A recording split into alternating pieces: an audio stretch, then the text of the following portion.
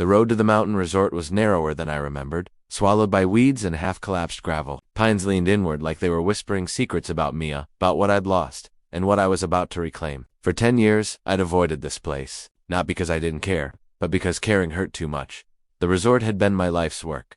I bought the land in my early 30s, 42 acres tucked deep into the mountains, overlooking a lake so still it reflected the sky like glass. I poured everything into it, every dollar, every weekend, every ounce of belief that honest work still meant something. Cabins, a lodge, hiking trails, a private dock. Families came, couples got engaged here, people healed here. Then life happened. My wife passed after a sudden illness. I spiraled. I left the resort in the care of a local property management company and moved away, telling myself it was temporary. Grief, however, doesn't follow schedules. Months became years. Calls slowed. Emails stopped. Eventually, silence. I assumed the resort had simply faded into obscurity. I was wrong. When I stepped out of my truck that morning, the air felt heavier than the altitude could explain. The front gate, my gate, was chained shut with a bright red "No Trespassing" sign bolted onto it. Behind it, I could see fresh gravel, new fencing, and a large green sign I had never authorized. Welcome to Pine Ridge Community. Private property. My name was nowhere on it.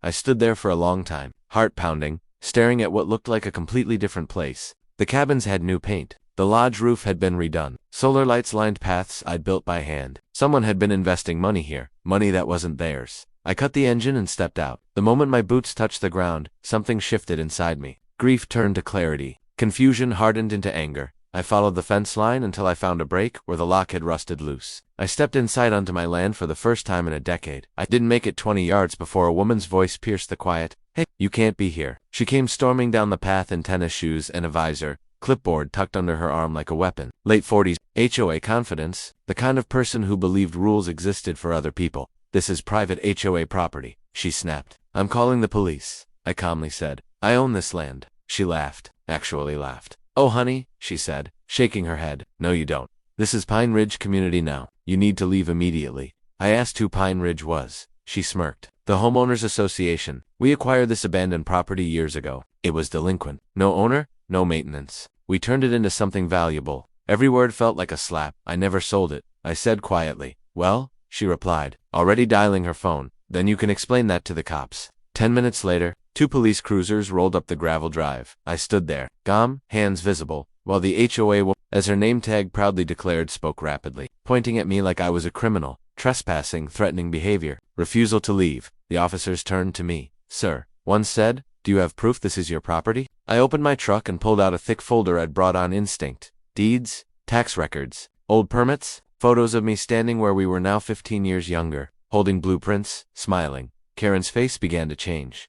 The officers studied the papers carefully. One made a call, then another. After 20 minutes, one officer cleared his throat. "Ma'am," he said to Karen, "this land is legally owned by him. It was never sold, never foreclosed, never transferred." Her mouth opened, closed. "That's impossible," she whispered. "No," the officer replied. "What's impossible is how your HOA has been using it."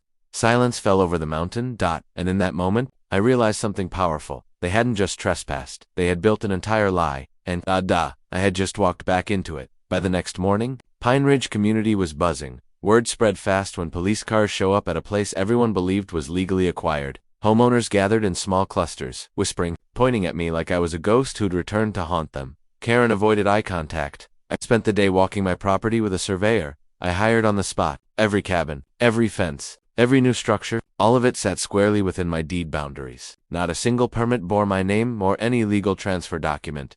That's when the real story began to surface. Over the years, the HOA had quietly expanded. They told residents the resort land was abandoned and that the county would eventually seize it. Instead of waiting, the HOA board led by Karen and 2 others created shell paperwork claiming caretaker rights, then temporary use, then, somehow, full control. They charged residents fees for amenities. They rented cabins on Airbnb. They hosted events. They made hundreds of thousands of dollars, all on stolen land. I requested HOA meeting minutes, financial records, lease agreements. They refused, so I hired a lawyer. Within a week, subpoenas went out, and that's when panic set in. Karen started knocking on doors, asking residents not to talk. Board members suddenly resigned. Documents went missing. One burned hard drive was reported as accidentally destroyed. Too late. Bank records don't lie. The HOA had funneled money into personal accounts, vacation homes, new cars. One board member had paid for a wedding using maintenance funds. Residents were furious, but Confused they'd trusted the HOA, now they were realizing they'd been paying criminals. The county got involved, then the state. Inspectors shut down the resort for safety violations the HOA had ignored. Bookings were canceled. Revenue stopped overnight. Karen was served papers at her own house. I watched from a distance as she broke down crying on her porch, phone shaking in her hand. I felt no joy. Only resolve. The lawsuit moved faster than anyone expected. Not because the system suddenly became efficient, but because the evidence was impossible to ignore. Once the initial subpoenas went out, the facade Pine Ridge had built began to crumble almost immediately. The HOA's insurance provider withdrew coverage within days, citing material misrepresentation and fraudulent activity. Without insurance, their legal defense collapsed. The expensive law firm Karen had proudly boasted about during meetings quietly stepped away, filing motions to withdraw representation and leaving the board scrambling for alternatives that no longer existed. What followed was chaos disguised as procedure. Emergency HOA meetings were called, then canceled. Emails were sent to residents urging.com, insisting everything was a misunderstanding that would soon be resolved. But behind closed doors, panic ruled. Board members argued, blamed one another, and demanded to know who had approved which documents. The answer, it turned out, was no one and everyone. When the court ordered full disclosure of financial records, the truth finally surfaced in black and white. Maintenance fees collected over nearly a decade had been diverted into private accounts. Funds labeled as land improvement reserves had paid for luxury vacations, remodeled kitchens, and a destination wedding at a coastal resort. The so-called caretaking expenses for my land amounted to little more than excuses to drain money from unsuspecting homeowners. Karen's name appeared everywhere. She had signed nearly every authorization, approved every transfer, and personally controlled access to the HOA's primary accounts. Her authority had gone unquestioned for years because she spoke confidently, quoted bylaws no one bothered to read, and reminded residents that she was protecting property values. Fear had been her greatest asset. Doubt her, and you were labeled a troublemaker. The first arrest didn't happen in a dramatic courtroom scene. It happened quietly, early in the morning, when two unmarked vehicles stopped outside Karen's house. Neighbors watched from behind curtains as she was escorted out, pale and shaking, clutching a handbag she didn't need. The charges were read later: fraud, embezzlement, conspiracy, and falsification of public records. By the time the news broke, she had already been processed and released on bond. But the damage was irreversible. Two other board members didn't wait for that moment. They contacted prosecutors through their own attorneys, offering cooperation in exchange for reduced charges. Emails, internal messages, and meeting recordings were handed over, each one peeling back another layer of deceit. They admitted they knew the land wasn't theirs. They admitted they were warned years earlier that no legal transfer had ever occurred. They admitted they kept quiet because the money kept flowing. The court proceedings were swift and merciless. With the HOA's defense fractured and its leadership exposed, the judge ordered immediate restitution. Every dollar earned from the illegal use of my land was to be repaid, along with penalties, interest, and damages for unlawful occupation. The total amount was staggering, far beyond what the HOA had in reserves. That's when reality hit. The residents' letters went out explaining the judgment. Many homeowners believed it was a mistake. Some assumed I was exaggerating or using legal loopholes to punish them. A few accused me of trying to steal their homes. But the court filings were public, and the numbers were real. The HOA had no money left. The accounts were empty. The assets they thought belonged to the community had been leveraged, borrowed against, or outright sold years earlier to keep the lie alive. To satisfy the judgment, the court authorized liens on HOA-controlled property. First came the obvious assets: the clubhouse, the maintenance shed, the shared green spaces. When those weren't enough, the scope widened. The HOA's legal structure allowed assessments to be passed on to members for unpaid debts. That meant homeowners were now financially responsible for the consequences of leadership they had trusted without question. Foreclosure notices didn't arrive all at once. They came in waves. One house, then another. Each one sparked fear, anger, and disbelief. Community meetings turned into shouting matches. Longtime neighbors stopped speaking. People who had once defended the HOA now demanded accountability, but there was no one left to confront. The board had resigned, been arrested, or disappeared behind legal counsel. I was asked to attend one final community gathering. I didn't want to go, but my lawyer advised it would help bring closure. I stood in front of the lodge, the same building the HOA had rented out for profit, and faced dozens of people whose lives had been upended. Some glared at me. Some looked ashamed. A few were in tears. I told them the truth, calmly and without accusation. I explained that I never wanted their homes, never sought punishment, and never asked for escalation. Everything that happened flowed directly from false claims and illegal actions. The court wasn't acting on my anger. It was acting on evidence. No one interrupted me. When I finished, there was no applause, no shouting, just silence. People finally understood that the collapse wasn't sudden. It had been building for years, hidden behind confidence and convenience. In the months that followed, the HOA officially dissolved. Its charter was revoked. Its accounts were frozen. Karen was convicted after a short trial, sentenced to prison time, and barred permanently from serving in any fiduciary role. The others received reduced sentences. Though their reputations were ruined just the same, the legal system didn't feel triumphant. It felt cold, methodical, and unavoidable.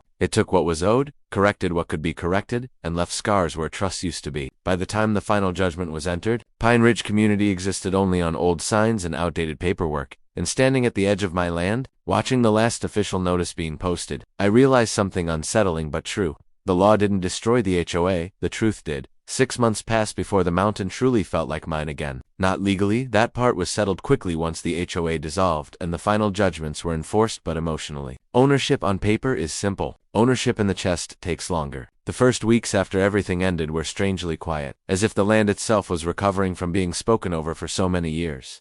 I returned alone most mornings. No lawyers, no contractors, no inspectors. Just me, the cold air, and the sound of wind threading through pine needles. The resort looked familiar and foreign at the same time. The structures were standing, but the spirit felt wrong, like a house lived in by strangers who never bothered to learn its history. I didn't reopen immediately. Even though people asked, old guests emailed, travel bloggers who'd heard rumors wanted interviews. Investors reached out with offers that promised fast money and faster rebuilding. I turned them all down. I'd learned what happens when places are treated like commodities instead of commitments. I started with small things. I removed the Pine Ridge signs myself, unscrewing them slowly and stacking them in the back of my truck. I didn't destroy them. I didn't need to. Their power was already gone. I reopened the old trails that had been closed off, clearing branches, restoring overlooks I'd once designed so people could pause and breathe. I repaired the dock plank by plank, replacing cheap shortcuts with solid wood, the way it had been before.